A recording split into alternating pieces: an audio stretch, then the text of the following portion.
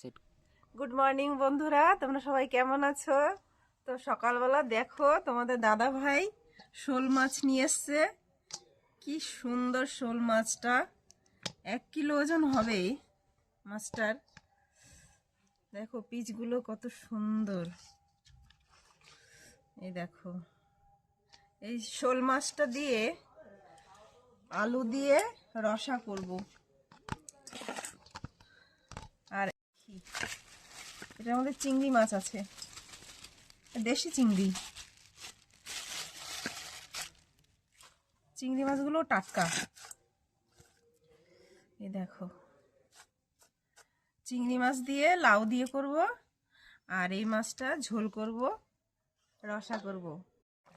তো বন্ধুরা, আমাদের দেখো শোল মাছের ঝোল রান্না করা হয়ে গেছে।